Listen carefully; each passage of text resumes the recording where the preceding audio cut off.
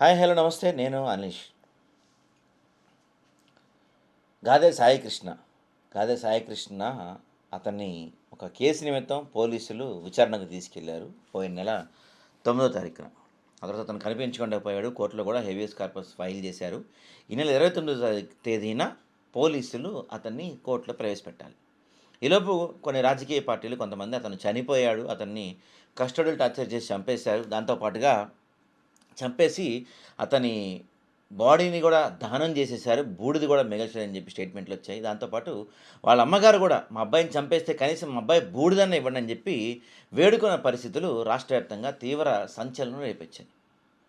ఇక్కడ విషయం ఏంటంటే, ఈ అంశం ముందుగానే ఇంత జరుగుతున్నప్పుడు లాయర్లు వీళ్ళందరూ పెద్ద ఎత్తున ధర్నాలు చేస్తున్నప్పుడు, ప్రజా సంఘాలు వీళ్ళంతా కూడా పెద్ద ఎత్తున రోడ్డుపైకి వచ్చి నిరసనలు చేస్తున్నప్పుడు ప్రభుత్వం పట్టించుకొని ఉండుంటే గనక ఇక్కడ ఇప్పుడు ఆ సాయికృష్ణది కస్టోడియల్ డెత్, లాకప్ డెత్ కానీ ఇవన్నీ కూడా ఏదో చంద్రబాబు నాయుడు, పవన్ కళ్యాణ్ గారు చెప్తే చేశారనో, లేకపోతే అనిత గారు చెప్తే చేశారనో మేము అంటలేదు.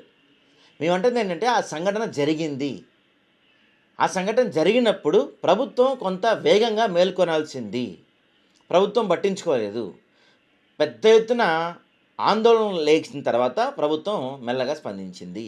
అది కూడా ఆ తల్లి పోలీస్ స్టేషన్కి వెళ్తే సిఏ నాగరాజ్ అనే వ్యక్తి ఇంక పోలీస్ స్టేషన్కి రావద్దు, మీ అబ్బాయి చచ్చిపోయాడు అనుకో అని చెప్పి మాట్లాడేంత పరిస్థితి వచ్చిందంటే రాజ్యం ఏ విధంగా ఉందో, మన రాష్ట్రంలో ప్రజాస్వామ్యం ఏ విధంగా నడుస్తుందో అర్థం చేసుకోవచ్చు.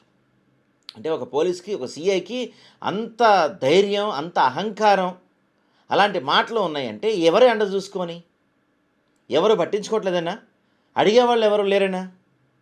మరి ఏం చేశారు ఇప్పుడు ఆ సిఏ నాగరాజుని ఏం చేశారు?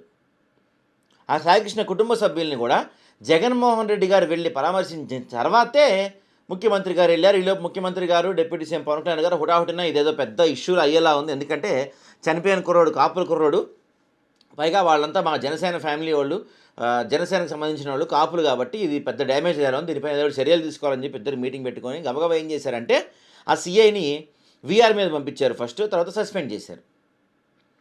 అదేం జరిగింది, వీఆర్కి ఇచ్చారు, తర్వాత సస్పెండ్ చేశారు, అంతే, ఏం లేదు.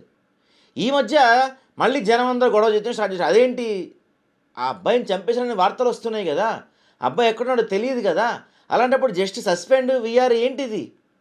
అతనిపైన తమిళనాడు తరహాలో కేసు పెట్టండి, అతను అరెస్ట్ చేయండి, అతన్ని శిక్షించండి అని చెప్పి ప్రజా సంఘాలు మొత్తం మొత్తుకుంటున్న తర్వాత ఈలోపు ఈ మీడియా ద్వారా, వీళ్ళకున్న ఎల్లో మీడియా ద్వారా ఈలోపు లీకులు ఇవ్వడం మొదలుపెట్టారు. ఏమని లీకులు ఇవ్వడం మొదలుపెట్టారా అంటే, నిజంగానే మేము ఆయన్ని అరెస్ట్ చేస్తాము, సిఏ నాగరాజ్ని అరెస్ట్ చేస్తాం, సిఏ నాగరాజ్ని ఎంక్వైరీ చేస్తామని చెప్పి చెప్తున్నారు, కానీ అది జరిగేది కాదు. ఇప్పుడు విషయం ఏంటంటే, నా ప్రధాన అనుమానం ఏంటంటే, ఎక్కడ సిఏ నాగరాజు? ఆయన ఎక్కడున్నారు? సిఏ నాగరాజు ఎక్కడున్నారు? వీఆర్లో ఉన్నా, సస్పెండ్ అయి ఉన్నా ఆయన పోలీసుల దీంట్లోనే ఉండాలి కదా, ఆయన లేరు కదా. మరి ఆయన ఎక్కడున్నారు? ఆయన ఏది సిఏ నాగరాజు గారు? ఇదే నా మెయిన్ డౌట్. ఎందుకంటే గతంలో చాలా కేసులు తీసుకుంటే కూడా కూటమి ప్రభుత్వంలో అయితే అందులో ఎవరైతే నేరస్తులు ఉంటారో వాళ్ళు ఆత్మహత్యలు చేసుకుంటున్నారు, లేకపోతే అక్కడ మొత్తం ఆ సాక్ష్యాధారాలు మొత్తం చెరిపేస్తాం ఇవన్నీ జరుగుతున్నాయి కూటమి ప్రభుత్వంలో. సుగాలి ప్రీతి కేసులో కానీ గతంలో అనేక కేసులు, మీకు అవన్నీ చెప్పే ప్రయత్నం చేస్తాను నేను ఒకసారి.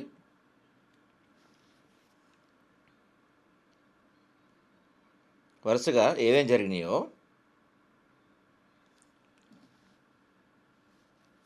సుగాలి ప్రీతి కేసులో సాక్ష్యాధారాలు మొత్తం పాడు చేసిన విషయం తెలిసిన తర్వాత 2018 దాచేపల్లిలో మీకు అందరికీ గుర్తుండే ఉంటుంది, ఒక బాలికపై 55 ఏళ్ల సుబ్బయ్య అనే వ్యక్తి లైంగిక దాడి చేశాడని చెప్పి అప్పుడు 7 పోలీసుల టీములు గాలిస్తున్నాయని చెప్పారు, కానీ సీన్ కట్ చేసి అతను తెల్లారేసరికి ఉరేసుకొని చనిపోయి కనిపించాడు. సేమ్ ఈ మధ్య తునిలో కూడా అక్కడ కూడా ఇలాంటిది ఒకటి జరిగితే ఒక లైంగిక దాడికి పాల్పడిన వాడు పోలీస్ కస్టడీ తప్పించుకొని అతను ఒక చెరువులు దూకి ఆత్మహత్య చేసుకున్నాడని చెప్పారు. ఆ తర్వాత 2025 మదనపల్లిలో కూడా సరిగ్గా ఇలాంటి ఘటన జరిగింది. ఆ నిందితుడు ఒక్కరోజులో సూసైడ్ చేసుకున్నాడు. ఇక్కడ ఇవన్నీ కూడా ఆశ్చర్యం, ఎందుకంటే ఇప్పుడు ఒకటి జరిగితే అరే నిజమే అనుకోవచ్చు, కానీ కూటమి ప్రభుత్వం వచ్చిన తర్వాత ఏదన్నా నిందితులు ఏం చేస్తున్నారంటే ఆత్మహత్యలు చేసుకుంటారు. మరి ఆత్మహత్యలు చేసుకుంటున్నారా, పోలీసులు ఏమన్నా చేసి ఆత్మహత్యలా చేస్తున్నారని తెలియదు. ఇక్కడ కూడా ఇప్పుడు సిఏ నాగరాజ్ ఏడి, నేను అడుగుతుంది, సిఏ నాగరాజ్ ఎక్కడ? దాని తర్వాత రేపు 29వ తారీఖు కోర్టు ఇచ్చిన డేట్ అయిపోతుంది. మరి కనీసం వాళ్ళ అమ్మగారు అడుగుతున్నట్టు, సాయికృష్ణ వాళ్ళ అమ్మగారు అడుగుతున్నట్టు, కనీసం అతని బూడిదన్నా దొరికిందా మీకు ఇంతవరకు? ప్రపంచంలోనే మేము తోపు అని చెప్తుంటారు కదా మీరు. మేము అసలు మమ్మల్ని మించినోళ్ళని చెప్తుంటారు కదా మీరు టెక్నాలజీలో. అంత టెక్నాలజీ పెట్టుకున్న మీరు కనీసం అతన్ని బూడిద కొట్టేసేయలేకపోయారా? ఇవన్నీ అనుమానాలు వ్యక్తమవుతున్నాయి. ఇవన్నీ కూడా నేను అంటుంది ఏంటంటే ప్రభుత్వ అలసత్వం. ప్రభుత్వం సరిగా పట్టించుకొని ఉండుంటే గనక పోయిన నెల 9వ తారీఖు అబ్బాయి మిస్ అయినప్పుడు ప్రజా సంఘాలు, లాయర్లు వీళ్ళంతా రాస్తారోకోలు, ధర్నాలు చేస్తున్నప్పుడే గనక ప్రభుత్వం పట్టించుకొని ఉండుంటే ఈరోజు ఈ పరిస్థితి వచ్చేది కాదేమో. ప్రభుత్వమే చెప్తుంది ఎవరిని అరెస్ట్ చేస్తే ఒక రౌండ్ వేయమని, కొట్టమని. ఇంకేముంది, ఇది వాళ్ళకి పేటర్ అయిపోయింది. ఇది ఖచ్చితంగా రాజ్యం చేసిన హత్యగా నేను చెప్తున్నాను. దీన్ని ఒకవేళ ఇంకా అబ్బాయి బాడీ దొరకలేదు కాబట్టి దొరికిన ఫొటోస్ అవన్నీ కూడా వేరే వాళ్ళని చెప్తున్నారు. మనకు నిజాలు తెలియకుండా మనం ప్రజల్ని పక్కదో పట్టించకూడదు కాబట్టి నేనంటుంది ఏంటంటే ఒకవేళ ఇది గనక హత్య అయితే, ఒకవేళ కస్టోడియల్ టార్చర్ వాళ్ళ అబ్బాయి చనిపోయి ఉంటే ఇది ఖచ్చితంగా ప్రభుత్వ హత్య. దీంట్లో సిఐ నాగరాజుతో పాటు డీజీపీ, హోమ్ మినిస్టర్ వీళ్ళందరినీ కూడా బాధ్యతగా చేర్చాలి. నైతిక బాధ్యత వహించాలి వీళ్ళంతా కూడా. లేకపోతే మాత్రం ఖచ్చితంగా చరిత్ర క్షమించదంటంలో ఎటువంటి సందేహం లేదు.